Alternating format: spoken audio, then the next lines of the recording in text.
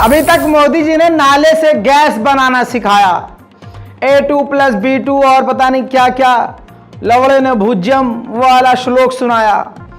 आप सोचते हैं कि मैं अपने पास नहीं, ये मोदी जी का डायलॉग है, सुन लीजिए। अंगेन घात्रम नयने वक्त्रम न्यायेन राज्यम लवणेन भोज्यम। दोस्तों इसके अलावा कुकर को उल्टा करके नाली पर रखकर नाली के गैस से वो सारी टेक्नोलॉजी मोदी जी ने दी। उसके बाद भाजपा ने ही आपको बताया, मोदी सरकार के नेताओं ने आपको बताया कि परमाणु बम अगर फटेगा तो गोबर लेप लेंगे अगर जिस्म पे तो रेडिएशन फेल हो जाएगा, रेडिएशन असर नहीं करेगा। फिर इस कोरोना काल में आपको याद होगा गोबर लेपा जा रहा था और गोबर को इसका इलाज बताया जा रहा था।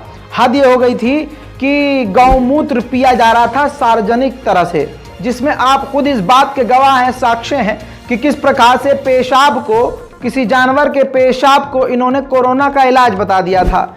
अब दोस्तों इन तमाम पैखाने के बाद, पेशाब के बाद अब गधे के दूध पे बात आ गई है। जी हाँ, गधे के दूध के फायदे बताएं। माफ कीजिएगा, निकल रही है मेरी हंसी, अभी आपकी भी निकलेगी। दोस्तों गधे के दूध का फायदा बताने वाला ऑफ कोर्स कोई और नहीं, भाजपा की एक नेता हैं, जिन्होंने कहा है कि गधे के दूध से जो महिला की त्वचा है, महिला की खूबसूरती है, वो बरकरार रहती है गधे के दूध से। और अब आपके सामने वो बयान, लेकिन उस बयान को मैं पूरा दिखाऊंगा जिसमें वो बीजेपी के नेता शुरू में ये भी कहती हुई देखी गई हैं कि ये जो हमारे समाज, हिंदू समाज के लोग मरते हैं, उनके अंतिम संस्कार में उनको गोबर के उपले से जला दिया जाए तो और बेहतर होगा। और गोबर का अगर वो बिजनेस किया जाए तो महीने के लाखों रुपए कमाए जा सकते हैं। तो पैखाने से लाखों रुपए कमाना, नाली से गैस बनाना और न जाने क्या क्या चीज़ें, आप ये सिर्फ भारतीय जनता पार्टी के नेताओं से ही सीख सकते हैं। आइए दोस्तों गधे के दूध के फायदे सुनते हैं। से हमारे सारे पेड़ गायब हुए और इतनी महंगी हो गई है लकड़ी कि आदमी मरते वक्त भी अपने पूरे परिवार को कंगाल करता है। बात सही है कि नहीं सही? 20,000 लगता है लकड़ी के लिए, 15,000 लगता है लकड़ी के लिए। इससे अच्छा कि हम गोबर के लंबे कंडे बनाए, उसमें सामग्री खुशबूदार पत लगा दें और एक ऑर्डर बना दे कि जो भी मरता है अब उसको केवल गोबर के कंडों से हम लोग जला दें। इसमें 1500 2000 में का सारे रस्म रिवाज आएंगे गाय के, और आप लोग अगर कंडे बेचो तो आपके लाखों रुपए महीने के बिक जाएंगे, लाखों लाखों रुपए। फिर उसके बाद हमने एक समूह है लद्दाख में, उन्होंने क्या किया, उन्होंने देखा कि गधे बहुत कम हो रहे हैं। आखिर कितने दिन हो गए आप लोगों को गधे देखे हुए? कम हो गए हैं, चले गए, धोबी का काम भी खत्म हो गया गधों से, कहाँ जाए। लेकिन उन्होंने क्या किया, उन्होंने गधों से लेकर के उनसे दूध निकालना शुरू किया और गधे के दूध से उन्होंने साबुन बनाया। और गधे का दूध का साबुन माना जाता है कि औरत के शरीर को हमेशा सुंदर रखता है। रुको, आप जो सोच रहे थे वो मैं बहुत पहले सोच चुका था, लेकिन जिन लोगों ने नहीं सोचा है उनको बता दूं, यहां गधे की दूध की बात कर रही हैं। अबे गधा कब से दूध दे रहा? अरे यार, अरे देवा, ये गड़बड़ है बाबा। हाँ गड़बड़ है दोस्तों। मैं कहना चाहता हूं वो गधे का दूध नहीं, तुम कुछ और मुंह पर ले। तू समझा? हाँ। नहीं तू समझा नहीं। ओ कंट्रोल उदय, कंट्रोल। दोस्तों गधे का दूध तो नहीं होता है, वो कुछ और ही होता है। चलिए दोस्तों गधे के दूध के इस बात को यहीं ख़त्म करते हैं और आगे बढ़ते हैं। लेकिन मुझे इनकी बात से ज़्यादा गधे के दूध से खूबसूरती बढ़ती है। बिल्कुल साध्वी प्राची को देखकर मुझे पूरा यकीन है कि हाँ, खूबसूरती तो भाई साहब बढ़ती ही है। उधर दोस्तों लग रहा है कि न्यूज़ 24 गोदी मीडिया के चैनल को भारतीय जनता पार्टी की तरफ से वो जो महीने की रकम जाती है वो नहीं मिली है, जिसके बाद बेचारों ने सच लिखने की कोशिश करी है। बेरोजगारी पिछले 3 महीने में और बढ़ चुकी है। 7.45 से बढ़कर 7.80 यानी 7.8% पहुंच चुकी है पिछले 3 महीने में। और ये सबसे ज्यादा तेजी से उछाल आया है बेरोजगारी में। और आप जानते हैं ये तमाम बेरोजगार इस वक्त मस्जिदों पर पत्थर चला रहे हैं। 2014 में जब देश आजाद हुआ, जी हां चौंकिएगा मत, भाजपा की अंधभक्त और भक्ति में लीन रहने वाली कंगना रंडावत ने यह बयान दिया था कि 2014 के बाद भारत आजाद हुआ। तो उसी बात को कोट कर रहा हूं कि 14 के बाद जब भारत आजाद हुआ तो हिंदुत्व के त्योहारों को मनाने के लिए खुल्लम खुल्ला ऐसी छूट दे दी गई जिसमें सिर्फ हिंसा नजर आने लगी। युवाओं के अंदर गुस्सा, बौखलाहट और हैवानियत नजर आने लगा। दोस्तों आइए उन तमाम बेरोजगारों की एक झलक देखते हैं और आप समझिएगा कि यह भगवान श्री राम का नाम लेकर यह सब हो रहा है।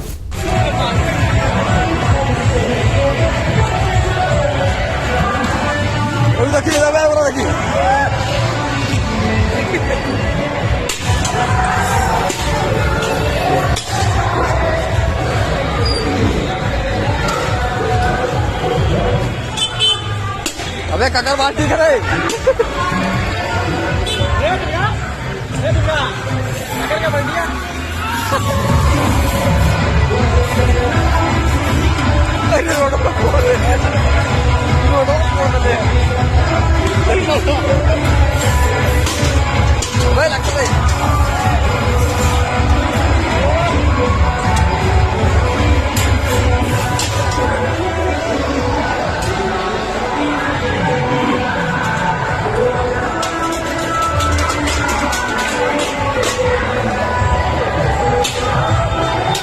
आपने देखा कुदाल और न जाने किस किस तरह के हथियार, यहां तक कि बाल्टी को भी हथियार की तरह इस्तेमाल किया जा रहा है।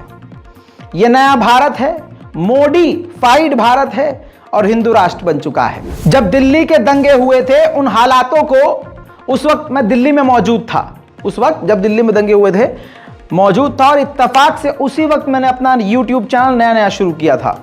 उस वक्त मैं दिल्ली के जंतर मंतर पर और जो शाहीन बाग की कवरेज हो रही थी वहां जाकर तमाम पत्रकारों को करीब से देख रहा था कि किस तरह से काम ये लोग करते हैं और कई सारी चीज़ों को मैं देख रहा था, ऑब्जर्व कर रहा था। और जो मेरा जो पुराना चैनल था, जिस चैनल पर मैं काम करता था, जिस कंपनी में मैं काम करता था, उनकी टीम के साथ भी मैं दिल्ली के कई इलाकों में जाया करता था। ऐसे वक्त में जब दिल्ली में दंगा हुआ तो उस वक्त मैं मुस्ताबाद और उन इलाकों के ही आसपास था। मैं अपनी बाइक पर मौजूद था और कई चीज़ों को बड़े करीब से देख रहा था। उस इलाके में हमारे जानने वाले के घर में रहकर, अंदर छुपकर मैंने तमाम इन मंजरों को बड़े करीब से देखा था। जिसके बाद एक बात, वापस मैं अपने जब घर पहुंचा तो अपने घर पर यह बात मैंने कही कि दंगे फिर होंगे। देश के हालात पर नज़र रखने के बाद लगातार पिछले 2 साल से अपने चैनल पर मैं आपको यह बात बोलता रहता हूं कि यह सब प्रायोजित है और किया जा रहा है और मुसलमान ही मारे जाएंगे, पीटे जाएंगे और मुसलमान को ही गिरफ्तार किया जाएगा।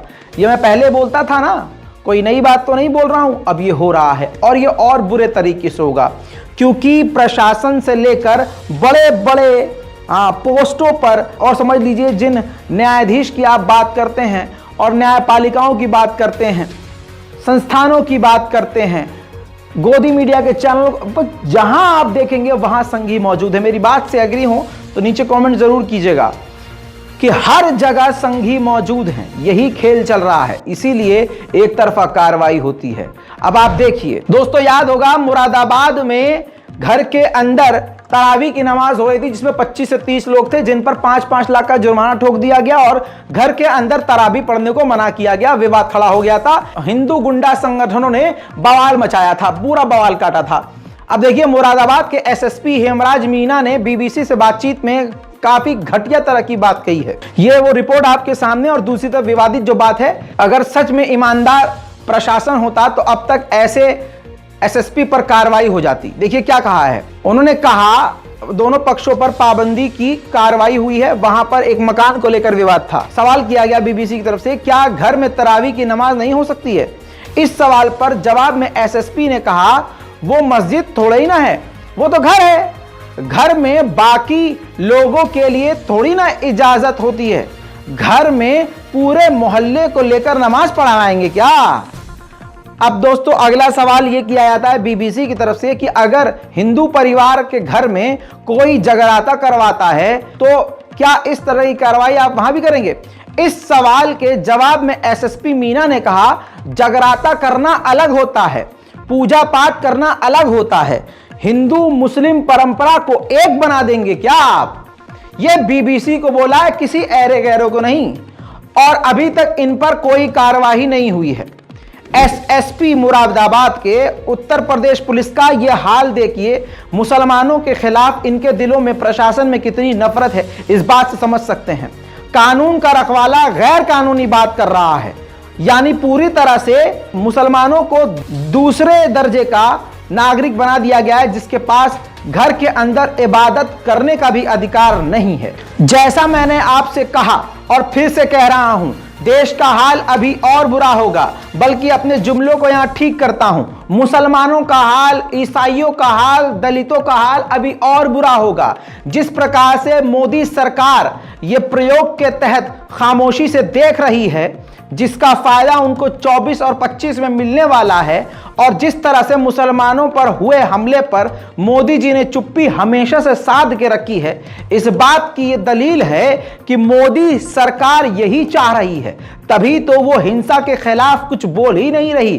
क्या सिर्फ भारत के हिंदुओं के ही प्रधानमंत्री हैं मोदी? नहीं, भारत के मुसलमानों के भी प्रधानमंत्री हैं। लेकिन अगले इंसान का दिल साफ होता तो आज इस देश में यह सब कुछ ना होता। दोस्तों, टी राजा, जिस पर पहले से ही सैकड़ों मुकदमे दर्ज हैं, सुप्रीम कोर्ट ने क्लियर कट कहा है कि यह रैली नहीं कर सकता, यह शख्स रैलियों में शामिल नहीं हो सकता, यह शख्स भाषण नहीं दे सकता, यह शख्स भीड़ इकट्ठा नहीं कर सकता, यह शख्स भीड़ में नहीं जा सकता, यह शख्स स्पीच नहीं दे सकता। हेट स्पीच को तो दूर की बात, रैलियों में यह शामिल नहीं हो सकता। इन तमाम पाबंदियों के बाद जिस कंडीशन पे ये बेल आउट है, जिस शर्तों पर ये बेल पर बाहर है, उन तमाम शर्तों को ये अपने पैरों तले रौंदता हुआ पूरे देश भर में और सिर्फ महाराष्ट्र में 50 इसने मुसलमानों के खिलाफ और उनके जेनोसाइड के लिए, कत्लेआम के लिए स्पीच दी, और जिस पर कोई कार्रवाई नहीं की गई। सुप्रीम कोर्ट ने भी कोई कार्रवाई नहीं की, प्रशासन ने भी कोई कार्रवाई नहीं की, और इसको इतना खुले सांड की तरह मोदी जी ने छोड़ दिया, इतना खुले सांड की तरह कि इसने देखा धीरे धीरे आगे बढ़ा। पहले ये मुसलमानों को अपशब्द कहने लगा, फिर हुजूर पाक को इसने उल्टा सीधा बोला, फिर ये बाहर आया, बाहर आने के बाद इसको और समर्थन मिला, और समर्थन जब मिला तो इसने और उल्टा सीधा कहना शुरू कर दिया, मुसलमानों के बाइकआउट की बात करनी शुरू कर दी। यहां पर भी इसको सपोर्ट मिला और मोदी सरकार और प्रशासन खामोश रहा, इस पर कोई कार्रवाई नहीं की। इसके बाद ये खुलकर इसने अपना चेहरा दिखा दिया।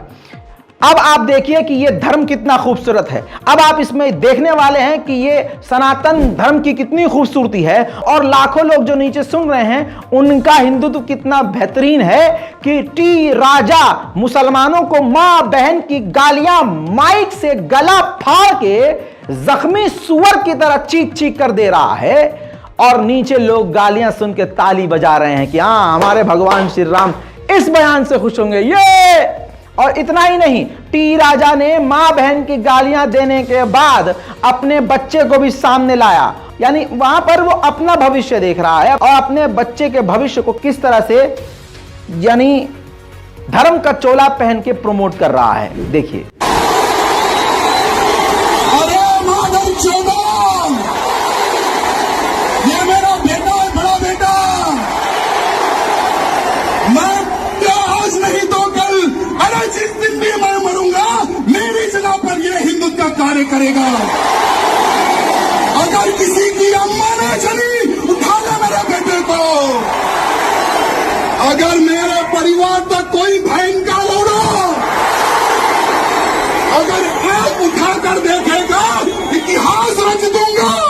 देखा दोस्तों, ये कोर्ट से बेल आउट है, ये मुजरिम है, और ये खुल्लम खुल्ला आतंकवाद फैला रहा है। प्रशासन बहरा है और ये अभी तक आजाद है। बहरहाल टी राजा को इतनी हिम्मत कौन दे रहा है, अब आपको समझ में आ जाएगा। मेरे दोस्तों, पूरे देश भर में, खासकर बिहार में जिस प्रकार से नालंदा से लेकर बिहार शरीफ में मुसलमानों के घरों को आग लगाई गई, मुसलमानों पर हमला किया गया, मुसलमानों को उल्टा गिरफ्तार कर लिया गया और तमाम तस्वीर होने के बावजूद कि मस्जिद पर आग लगा रहे हैं। आग लगाने वाले भगवाधारी हैं, आग लगाने वाले झंडा लेकर चल रहे हैं, आग लगाने वाले जय श्री राम का नारा लगाकर मस्जिदों में आग लगा रहे हैं। इन तमाम सबूतों को एक तरफ रखते हुए सिर्फ मुसलमानों की गिरफ्तारी की जा रही है। और यह सब कुछ क्यों किया जा रहा है, सबूत खुद सामने आ गया। जी हां, अमित शाह माननीय गृह मंत्री के इसी दौरान जो कल उन्होंने कई जगह भाषण दिए, उस भाषण में उन्होंने इस दंगे का किस तरह से अपने चुनावी फायदे के लिए इस्तेमाल किया है। आपके दिमाग के अंदर यह बात अब आ जाएगी कि किस तरह से दंगे का फायदा भारतीय जनता पार्टी उठा रही है। बिहार के बिहार शरीफ में आग लगी है, सासाराम में आग लगी है, बिहार शरीफ नालंदा तो नजदीक ही है। चिंता हो रही सबको। मैं आपको कहता हूं 24 में मोदी जी को पूर्ण बहुमत दीजिए, 40 में 40 सीटें, और 25 में भाजपा की सरकार बनाइए। ये दंगा करने वालों को उल्टा लटका कर सीधा करने का काम ये भारतीय जनता पार्टी करेगी। हम तुष्टीकरण में नहीं मानते, हम वोट बैंक की राजनीति नहीं करते हैं। हमारे शासन में दंगे नहीं होते हैं। माताओं, भाइयों, बहनों, इतनी बड़ी संख्या में जहां तक नजर जाए भीड़ दिखाई पड़ती है। मुझे बताइए, बिहार की 40 सीटें मोदी जी को देंगे क्या? सुनाई नहीं पड़ता है मोदी जी को दिल्ली में? जोर से बोलिए, देंगे क्या? अब सारा दूध का दूध पानी का पानी हो गया कि टी राजा जैसे और दंगा मचवाने वाले लोगों को किसका समर्थन हासिल है। आखिर इन दंगों से किसको फायदा मिलने वाला है। मेरे दोस्तों, ये हिंदू समाज के लोग जो बेचारे संघियों के बहकावे में आकर आज दंगा और फसाद और मस्जिदों के आगे जो मुजरा कर रहे हैं, इनको ये नहीं पता कि अगर गलती से कहीं ना कहीं ये फंसे तो पूरा भविष्य इनका खराब हो जाएगा। और वो जिनके इशारे पर ये कर रहे हैं पलटकर इनको पूछेंगे तक नहीं, क्योंकि उनका तो काम निकल गया। उनके बच्चे जर्मनी, फ्रांस, ब्रिटेन में पढ़ते हैं, बड़े बड़े हार्वर्ड यूनिवर्सिटी में पढ़ते हैं, और आपके बच्चे मस्जिदों के आगे जाकर कमर हिला रहे हैं। पतली कमरिया मोरी हाया, करो यही करो। इससे मस्जिद और इस्लाम का नुकसान नहीं होगा। इस्लाम मिटाने वाले तुम जैसे सुअरों की औलाद न जाने कितनी आई और कितनी चली गई, इस्लाम का कुछ नहीं मिटा। नुकसान होता है आम जनता को, आवाम को। ना पॉलिटिशियंस को नुकसान होता है, ना अमीरों को नुकसान होता है। आप गरीब हिंदू, आपको नुकसान होगा। मैं गरीब मुसलमान, मिडिल क्लास मुसलमान, मुझे नुकसान होगा। जो समाज में रहने वाले लोग हैं उनको नुकसान होगा। जो बड़ी बड़ी गाड़ियों में चलते हैं उनको नुकसान नहीं होगा। जो सब्जियों का ठेला लगाता है हिंदू, उसको नुकसान होगा। जो फल बेचता है मुसलमान, उसको नुकसान होगा। जो छोटे छोटे वेंडर्स हैं उनको नुकसान होगा। असल में हमारे हिंदुस्तान को नुकसान होगा। हमारे हिंदुस्तान की खूबसूरती यही तो थी दोस्तों। हमारे हिंदुस्तान की सबसे ज्यादा और सबसे बड़ी खूबसूरती यह है कि हमारा हिंदुस्तान एक फ्लावर पॉट है जिसमें हर तरह के, हर रंग के, हर तरह की खुशबू के फूल हैं। हिंदू, मुसलमान, सिख, ईसाई, लेकिन इसको अब एक रंग का बनाने की कोशिश की जा रही है और उनको लग रहा है ये आसान है। ऐसा आसान नहीं है। इससे असल में हमारे देश को कमजोर किया जा रहा है। जिनके बाप दादाओं ने देश की आजादी में कभी भी हिस्सा नहीं लिया, आज वो इस देश को जाने अनजाने समझिए तोड़ रहे हैं एक रंग का बनाकर। जैसा मैंने आपसे कहा, इस बीजेपी ने, भारतीय जनता पार्टी ने हिंदू समाज के दिमाग और दिल में इतनी नफरत बो दी है कि अगर जिस लौंडे के, जिस बच्चे के मूछे भी नहीं आती, जिस्म पे कई और बाल भी नहीं आते सर के अलावा, वो नए नए अंडे से निकले हुए भी सोशल मीडिया पर सिर्फ मुसलमानों के खिलाफ नफरत फैला रहे हैं। इंस्टाग्राम पर राहुल नाम के इस आतंकवादी को देखिए, भगवा आतंकवादी को देखिए, इसने लिखा क्या है। इसने स्टोरी डाला है और लिखा है, हबीबी ये बिहार शरीफ बा, यहां छटपटाओगे तो चो दिए जाओगे। बहरहाल आईडी आपके सामने है, प्रोफाइल इसके सामने है। बिहार पुलिस इसका कुछ उखाड़ नहीं सकती क्योंकि ये बहुसंख्यक समाज से है, और अगर इसको कुछ किया तो ऊपर से फोन आ जाएगा ना कि अरे यार ये तो हमारे फायदे के लिए कर रहा है, तुम इसको गिरफ्तार कर। ना ना ना ना ना दोस्तों, सासाराम बिहार का एक वीडियो आज तक डिजिटल मीडिया प्लेटफॉर्म के द्वारा सामने आया है। अब आपको बता दूं कि बिहार के सासाराम में सैकड़ों मुसलमानों को लूटा गया है। पूरी प्लानिंग ये की गई थी, और प्लानिंग का सबूत भी आपको देने वाला हूं। इस रिपोर्ट को धड़ाधड़ शेयर कीजिएगा, क्योंकि मोदी सरकार तुरंत हमारी रिपोर्ट को डिलीट करवाती है या मुझे नोटिस जारी करवाती है। जब तक आपके सामने हूं, बता रहा हूं, खबर सुना रहा हूं, इसलिए थोड़ा सा समझिए कितना खतरा मोल लेकर आपके सामने सच बोल रहा हूं। आप ख्वाब में भी नहीं सोच सकते। जो पॉलिटिक्स को देख रहे हैं, जो समझ रहे हैं, वो इस बात को समझेंगे कि मैं कितना बड़ा खतरा ले रहा हूं मोल। इसलिए कह रहा हूं, रिपोर्ट को देखा कीजिए, दूसरों को दिखाया कीजिए, चैनल को सब्सक्राइब कीजिए। दोस्तों, सासाराम में मुसलमानों के घरों में आग लगाने से पहले लूटा गया।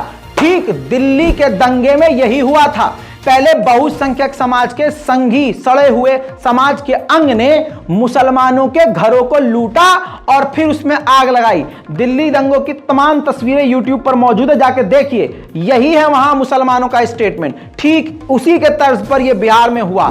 सुनिए, समझिए, अगर इंसानियत बाकी है, आप किसी भी धर्म से हो, फैसला कीजिए सही कौन है, गलत कौन है। कुछ भी नहीं बचा, मजदूर आदमी सब जला दिया, सब लूट के ले गया। सब 50-50 का पुलिस यहाँ खड़ा हुआ रहा, सब सारा। उसके बाद में कोई सभी मतलब ये घर का हिफाजत नहीं किया सर। 50 पुलिस खड़ा होकर मतलब कि सारा हमारा घर लुटवा दिया सब।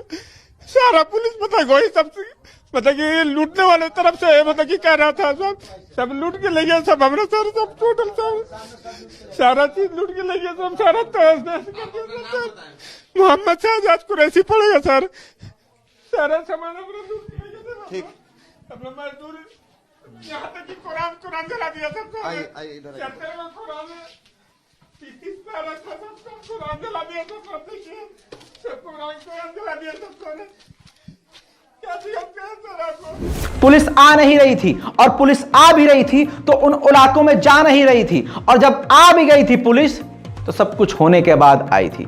सासाराम में, बिहार के इस इलाके के सासाराम में लोगों ने, मुसलमान परिवार वालों, गरीबों ने यही बताया कि पुलिस सामने से देख रही थी और हमारे घरों को लूटा जा रहा था।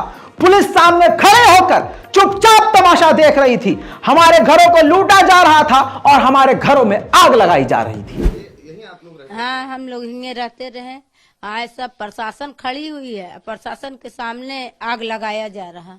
अब हम लोग को प्रशासन करी कि 5 मिनट हट जाइए आप लोग। अब जैसे प्रशासन ये भी कह रहा है कि यहाँ पलायन नहीं हो रहा है, लोग कहीं भाग नहीं रहे, लेकिन आप लोगों के हाथ में सामान है। हाँ, तो सामने ही काम हो रहा। हम लोग बोल रहे हैं कि हमारा आग लग रहा है सर, कहीं कि आप लोग जान बचाइए। जान रहेगा तो कितना घर आएगा।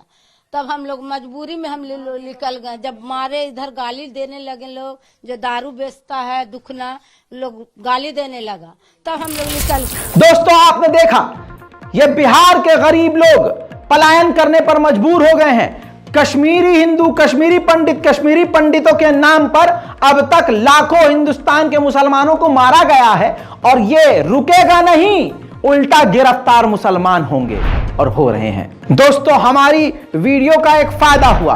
आप लोगों का बहुत बहुत शुक्रिया। काजल हिंदुस्तानी पर स्पेशल रिपोर्ट में कल नेशनल प्राइम टाइम में शुरुआत में ही मैंने काजल हिंदुस्तानी के बयान को दिखाया था। यह बयान आपको अच्छे से याद होगा। अब इसी बयान पर काजल हिंदुस्तानी के ऊपर एफआईआर दर्ज की गई है, क्योंकि वो सरासर सीधी सीधी हेट स्पीच थी। एक कम्युनिटी को सीधा नाम लेकर टारगेट किया जा रहा था और इस्लामोफोबिया फैलाया जा रहा था और मुसलमान लड़कियों को लव जिहाद के लिए उकसाया जा रहा था। बहरहाल इन पर एफआईआर हो गई है, और इनके अलावा दर्जनों पर एफआईआर हुई है जो हेट स्पीच में शामिल थे। अब दोस्तों, बिहार शरीफ का एक मैं आपको मामला सुनाता हूं जो एबीपी पर आया है, लेकिन उसको उस तरह से नहीं दिखाया गया जिस तरह से दिखाया जा रहा है बहुसंख्यक समाज का दर्द। बहुसंख्यक समाज की एक माचिस की तीली में आग लग गई तो मुसलमानों ने क्या कर दिया। उधर मुसलमानों का पूरा परिवार उजड़ गया, लूट लिया गया, तो उसको 30 सेकंड के लिए दिखाया जाता है। यह भी क्रोनोलॉजी आपको समझ में नहीं आ रही है, इसी वजह से आप पीटे जा रहे हो हर जगह। सुनो मेरी बात, बिहार के बिहार शरीफ में शाहिद अनवर ने बताया कि उनके भाई प्रोफेसर अंसारी नमाज पढ़ने के लिए मस्जिद की तरफ घर से निकले। सामने से हिंदूवादी भीड़ ने सीधा ओपन फायर किया। उनके भाई के दहन में गोली लगी और पूरी तरह से यह जबड़ा फट गया। अस्पताल में भर्ती हैं। फायरिंग पहाड़पुरा इलाके में ही हुई? नहीं, ये फायरिंग खासगंज मोहल्ले गोवलटोली के पास हुई है। ये नमाज पढ़ने के लिए निकल रहे थे, इसी दौरान किसी ने मारा सामने से। अब तो हम देखा नहीं, हम लोग तो खुद मस्जिद पे थे, तो सामने से मारा तो पीएमसी रेफर किया गया इनको। अब वहां से जाएंगे तो कुछ बयान देंगे कौन मारा है नहीं मारा है, सबके ऊपर FIR होगा। अब तो हमको भी जाना है अभी पटना। कई राउंड फायरिंग हुई है, उनको बुलेट्स लगी है। यहाँ से पूरा ब्रेक है यहाँ अंदर। आपका क्या नाम? मोहम्मद शाहिद अनवर। अल्लाह अकबर। इसके बाद बिहार के सासाराम की एक और वीडियो बताई जा रही है जहां 144 धारा लागू है। जब बहुसंख्यक समाज की भीड़ मुसलमानों पर अटैक कर रही थी, उन पर गोलीबारी कर रही थी, उन पर बम फेंक रही थी। ये तमाम तस्वीरें जो कल आपने देखी और सोशल मीडिया पर चल रही हैं, जो झड़प चल रही थी, और जब मुसलमानों ने वहां पुलिस प्रशासन से मदद मांगी तो कहा यह जा रहा है कि पुलिस प्रशासन उल्टा मदद करने के बजाय वहां से निकल गया, उनको छोड़कर ऐसी हालत में वहां से चला गया। सर आप लोग क्या कर, सर ये क्या हो रहा है सर आप लोग जा रहे हो वापस, देख रहे हैं आप लोग सर। अब सर हम लोग खाली आपने करे सर, कैसे करवाइएगा सर? नहीं सर आप देख रहे हैं क्या हो रहा है सर हम लोग सर देखिए ये सर आप लोग फोर्स बुलाइए सर, फोर्स बुलाइए आप लोग। बम चला रहा है, गोली चला रहा है सर, आप लोग बुलाइए सर नहीं तो मां का हालत बहुत खराब हो जाएगा सर। आप लोग बुलाइए सर आप लोग। सर देखिए वो लोग आ रहा है, देख लीजिए वो लोग अंदर आ रहा है। ये देखिए ये लोग भागे जा रहे हैं। ये देखिए ये हमारे बिहार की पुलिस, और ये भागी जा रही है, ये भाग रही है, ये यहाँ से भाग रही है पुलिस, और लोग यहाँ पर गोली और बम चला रहे हैं, कुछ उपद्रवी लोग। ये कितना खतरनाक प्लान था आप सोच और समझ नहीं सकते। ये दिल्ली दंगे और गुजरात दंगों के अपर लेवल का शुरू हो चुका है, आप समझ नहीं सकते इसको। अभी भी दिमाग की नसें नहीं खुल रही हैं तो फिर कुछ नहीं कर सकते आप भी ऐसे ही एक दिन मार दिए जाएंगे, ऐसे ही आप भी निशाने पर आएंगे। नालंदा से एक वीडियो सामने आ रहा है जो कि गोदी मीडिया ने कवर करने की कोशिश की है, हालांकि उसको उस तरह से कवर नहीं किया गया है, इसलिए मैं आपको दिखाना चाहता हूं वो अलग से, जिसमें एक मुस्लिम व्यक्ति ने बताया है कि किस प्रकार से जबरदस्ती एक भीड़ ने उनके पूरे मोहल्ले और घरों पर हमला कर दिया बिना किसी बात के, बिना किसी वजह के। और जब उनका सामना करने के लिए मुसलमानों की भीड़ उनकी तरफ बढ़ रही थी तो उनको भी वापस बुलाकर घरों के अंदर बंद किया गया कि हमें कोई टकराव नहीं चाहिए। कोई भी मुसलमान लड़का और बच्चा सड़क पर नहीं था। सुनिए। 3 घंटा तक हुड़दंग होता रहा और हम लोगों के मुस्लिम इलाके के में मार्केटिंग कर दिया गया। जो मेरा इलाका सिटी पैलेस है वहाँ पर 99% मुस्लिम आबादी, सारे बच्चों को हम लोग अंदर किए हुए थे, एक भी बच्चा रोड पर नहीं था, एक भी कैजुअल्टी दूसरों का नहीं हुआ। शुरू कहाँ से हुए, कैसे ये तो कुछ पता ही नहीं कि कहाँ पर से शुरू हुआ। हम लोगों को 5:30 में जब खबर आए मोहल्ला में, घर में, तब दौड़े हुए जब आए तो देखा कि लोग ऊपर से हिल रहा है और पीछे 5,000 मुसलमान का मौत था। उन लोग भी आना चाहते हैं, उन लोगों को हम लोगों ने रोका, हम अपना बर्बाद कर दिया। ऐसे जुलूस जब निकलते हैं तो एक शांति समिति होती है, शांति समिति के एक लोगों को मार के मैंने काटा नहीं, बस इतना ही हुआ।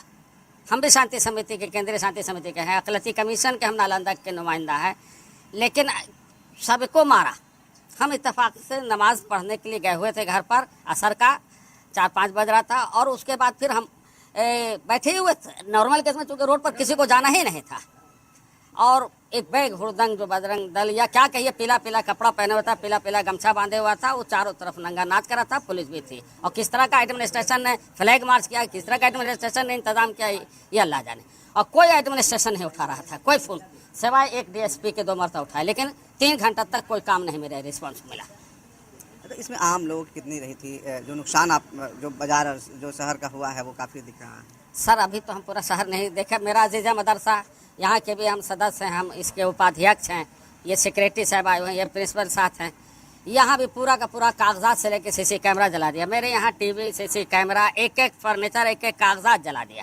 इसमें कहीं ना कहीं ऐसा लगता है कि प्लानिंग, आपको लगता है प्लानिंग थी? हाँ, कहीं ना कहीं पहले से प्लानिंग में कोई सूचना प्रशासन को नहीं रही होगी? अब हो सकता है कि प्रशासन के बारे में तो हम लोग तो है नहीं, हम तो आम नागरिक। जदयू से आप हैं तो सरकार सरकार का बहुत सा इंटरनल पॉलिसी आम आदमी को तो नहीं मिल पाता। हम लोग वर्कर है, सिर्फ एमएलए तक को तो ख्वाबों में नहीं रहता। सुना दोस्तों, आइए दिल्ली दंगों को आप शायद भूल चुके हैं, लेकिन कितनी हवा बनाई गई थी कि मुसलमानों ने किया है, मुसलमानों ने किया है।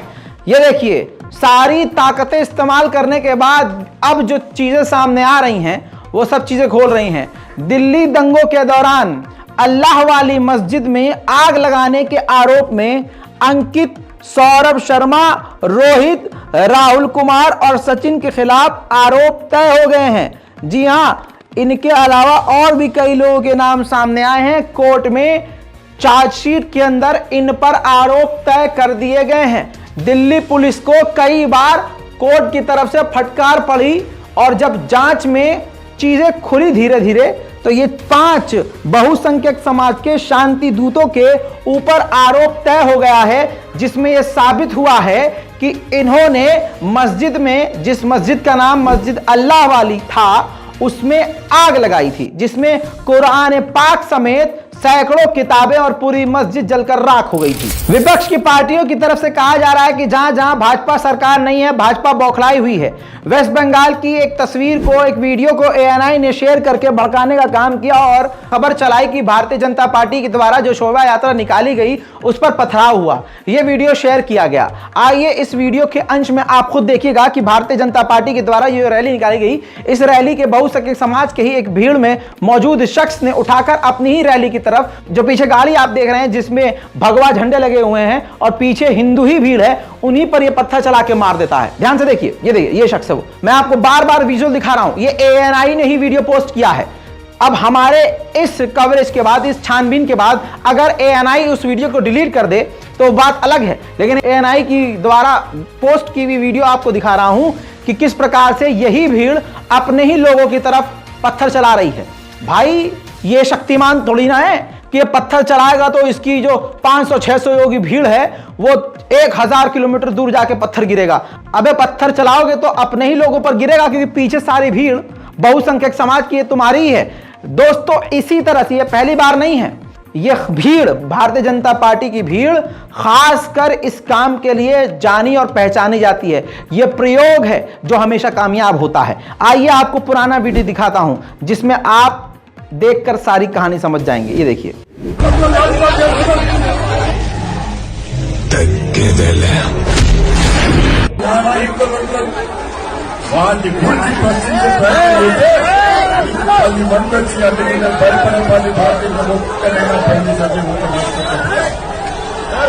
आप क्रोनोलॉजी समझ लीजिए। जी हाँ, इन तमाम चीजों के बाद आप क्रोनोलॉजी नहीं समझ रहे हैं तो फिर क्या ही समझेंगे। विश्व हिंदू परिषद के इस गुंडे को आप पहचानते होंगे, जो पुलिस और मुसलमानों को गाली बक रहा था गुजरात में और मारने की धमकी दे रहा था और गुजरात याद दिला रहा था मुसलमानों को।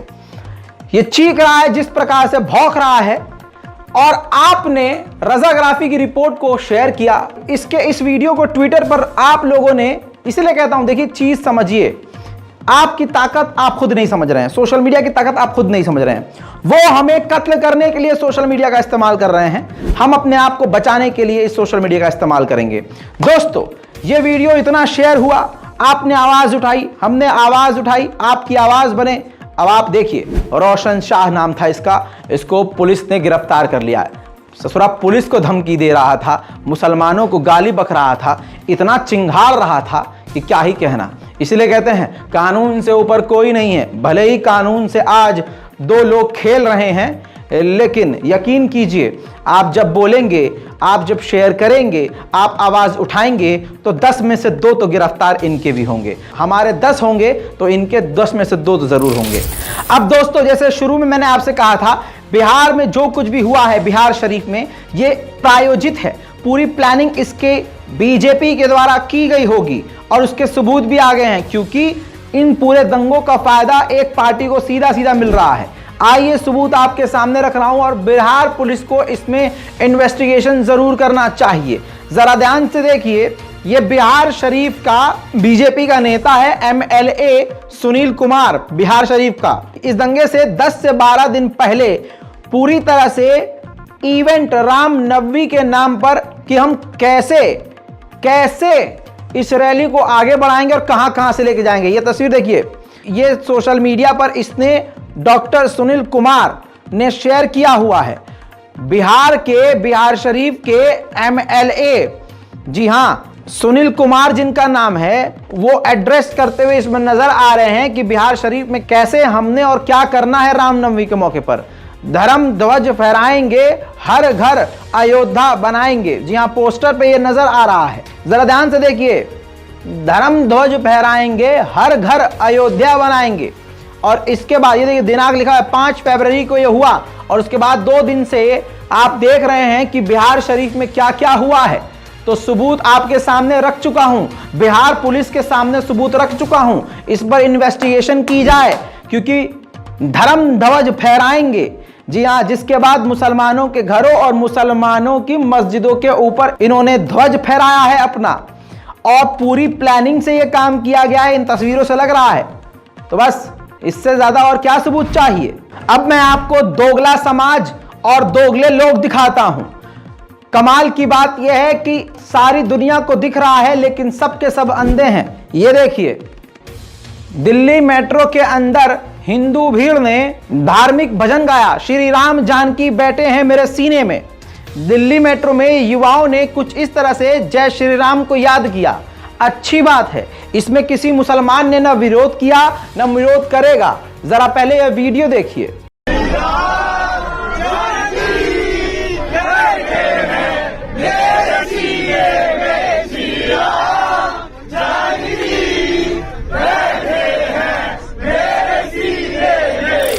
दोस्तों, देखा, सुना, समझा। अब जरा सोचिए, यही भीड़ जो उछल रही है, अगर इन्हीं भीड़ में कोई कोने में खड़ा होकर इसी मेट्रो में एक अकेला, मैं 2 मुसलमानों की भी नहीं बात कर रहा, एक मुसलमान नमाज पढ़ रहा होगा ना, तो ये पूरी भीड़ दहल जाएगी, जमीन फट जाएगी। भाई साहब, जिहाद चल रहा है, पता नहीं क्या, और तुरंत उस मुसलमान को ढूंढकर गिरफ्तार करके यूएपीए लगा दिया जाएगा। देखिए क्या खेल चल रहा है। और पता है ये क्यों हो रहा है? क्योंकि हम सिर्फ 30 दिन के नमाजी हैं। ये अभी रमज़ान ख़त्म होगा, लिख के ले लीजिए। जो आज मस्जिदें माशाल्लाह भरी हुई हैं, ये मस्जिदों में सिर्फ 2 से 3 सफ़ रह जाएगी। आज जो बहुत अल्लाह वाले बने हुए हैं, आज हम 5 टाइम नमाज पढ़ रहे हैं, तरावी पढ़ रहे हैं, और 24 घंटे सर पर टोपी लगी हुई है। लाओ भाई टोपी, लाओ, मेरी भी लाओ। हाँ हाँ, लाओ लाओ लाओ, शाबाश। हाँ, ये जब बात, बहुत बढ़िया।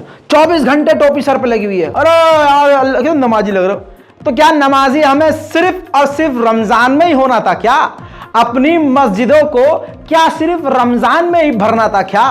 क्या अल्लाह ने हमको बोला है रमजान में नमाज पढ़ो, उसके बाद नहीं पढ़ो? दोस्तों, ये इसीलिए तो हो रहा है, ये इसीलिए हो रहा है क्योंकि हम अपनी मस्जिदों को तन्हा और अकेला छोड़ देते हैं बाकी 11 महीने।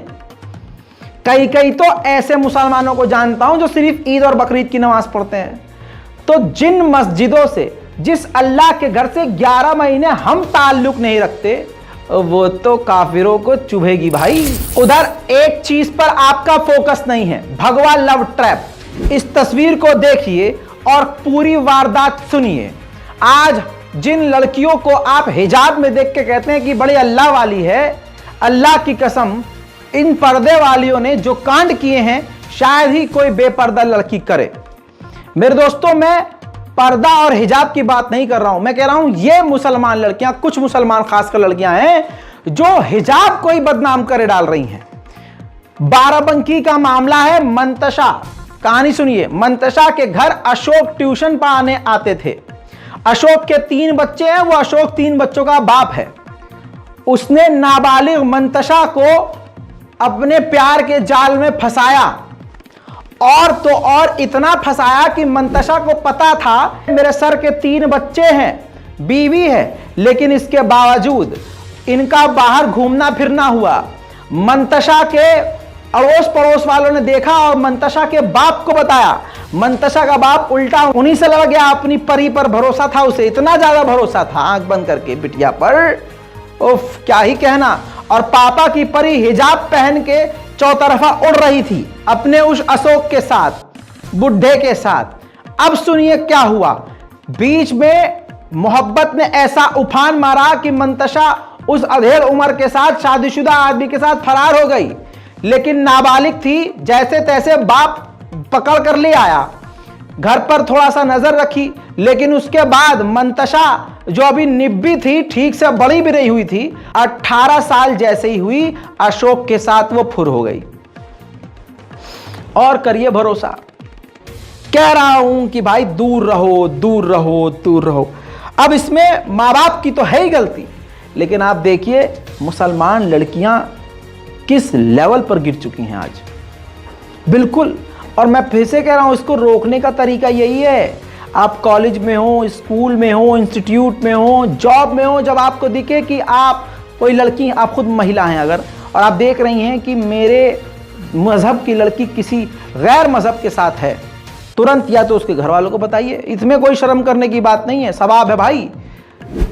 हालात बड़े बुरे हैं, और जिनको लग रहा है मेरा राहुल ऐसा नहीं है, इस्लाम से बहुत प्यार करता है, तो इस्लाम से बहुत प्यार करता है तो नमाज पढ़ाओगी क्या उसे? इस्लाम कबूल? अबे भाई वो इस्लाम कबूल भी कर लेंगे तो यहां से नहीं करेंगे, तुम्हारे जिस्म को नोच और खेल रहे हैं। वहां वाजिब कर दिया गया है मुसलमान लड़कियों के साथ खेलोगे तो पैसा मिलेगा, और शादीशुदा हो तो दूसरी शादी भी अलाउ कर दी गई कि मुसलमान लड़कियों से करो। ये खेल तुमको समझ में नहीं आ रहा। घोषणा है, और यह घोषणा है जो भी हिंदू समाज का व्यक्ति, हिंदू धर्म का व्यक्ति, चाहे वो ब्राह्मण हो, चाहे क्षत्रिय हो, चाहे वैश्य हो, चाहे वह शूद्र हो, वह किसी भी मुस्लिम युवती के साथ शादी करेगा तो अखिल भारत हिंदू युवा मोर्चा के किसी भी जिला कार्यालय पर जाकर के 2.5 लाख का चेक और 6 महीने उनके रहने की व्यवस्था, उनके खाने की व्यवस्था और उनके पूरे सुरक्षा की जवाबदारी अखिल भारत हिंदू युवा मोर्चा लेगा। मुसलमान लड़कों में तुम्हें सारी कमी नजर आ रही है, और वहां जो है जिनके यहां नजिस, पाकीज़गी, हराम, हलाल का कोई मतलब नहीं है, उनका कॉन्सेप्ट ही नहीं है, वहां तुम्हें मजा आ रहा है। बहरहाल अभी भी अगर किसी राहुल राजन के साथ तुम्हारा चक्कर चल रहा है और तुम्हारा बाबू ऐसा नहीं है, तो आओ तुम्हारे हवस का भूत, तुम्हारे प्यार का भूत उतारता हूं। यह तस्वीर देखिएगा, ब्लर कर रहा हूं, माफ कीजिएगा, तस्वीर में दिखा नहीं सकता, लेकिन अखबार की कटिंग है। मामला उत्तर प्रदेश के शामली का है। जिस अंशु कुमार के लिए नईमा ने अपना घर छोड़ा, अपने माँ बाप को छोड़ा, अपने परिवारजनों को, खानदान को, मजहब को, दीन को, इस्लाम को, सारे रस्म रिवाज को छोड़ा, उसी अंशु कुमार ने, जिससे इस नईमा ने शादी की, शादी करने से पहले धर्म परिवर्तन करवाया, जो नईमा ईशा बन गई, उस नईमा यानी उर्फ ईशा को अंशु कुमार ने कत्ल कर दिया और मारकर कुएं में फेंक दिया, और कुएं में फेंकने से पहले मुंह को पत्थर से कुचल दिया और उसकी लाश पर नमक छिड़क दिया। पूरी तस्वीरें मेरे पास हैं, लेकिन विचलित हो जाएंगे, सह नहीं पाएंगे। बहरहाल गिरफ्तार हो चुका है, वो अपने इस गुनाह को कबूल कर चुका है, लेकिन वो बहुत जल्द बाहर भी आ जाएगा, उसको माला पहनाया जाएगा, क्योंकि जो उसको सिखाया गया था करने के लिए वो उसने कर दिया है। अभी भी संभल जाओ, सुधर जाओ, रुक जाओ। मुसलमान लड़के नाकारा होंगे, नालायक होंगे, तुम्हारी नजर में बुरे भी होंगे, लेकिन कम से कम अपने तो होंगे, अपने मजहब के होंगे, अल्लाह वाले तो होंगे। ये मत सोचो कि वहां एक यहाँ मुसलमान तो 3-3, अरे कहाँ 3, यहाँ एक किसी से नहीं संभलती। एक संभल जाए बहुत बड़ी बात होती है, 3 तो बहुत दूर की बात है। तलाक का तो मतलब ही नहीं। महिलाओं को इतनी ताकत दी गई है कानून में कि ऐरा गैरा कोई भी, चाहे कुरैशी हो, चाहे पठान हो, चाहे मलिक हो, कोई भी मुसलमान जात का हो, तलाक दे नहीं सकता इतनी आसानी से। तो इतनी घबराहट किस बात की, किस बात की भाई साहब? बड़ी ये लड़कियों की ही वजह से आप ये देखिए भविष्य हमारा खतरे में है। भाई हमें जनने वाली महिलाएं तो होती हैं, एक लड़की अगर सही हो तो पूरी नस्ल सुधर सकती है, वही एक लड़की गलत हो जाए पूरी नस्ल बिगड़ जाती है। मेरी बात से सहमत हो? नीचे कमेंट कीजिए, रिपोर्ट को शेयर कीजिए। जय हिंद।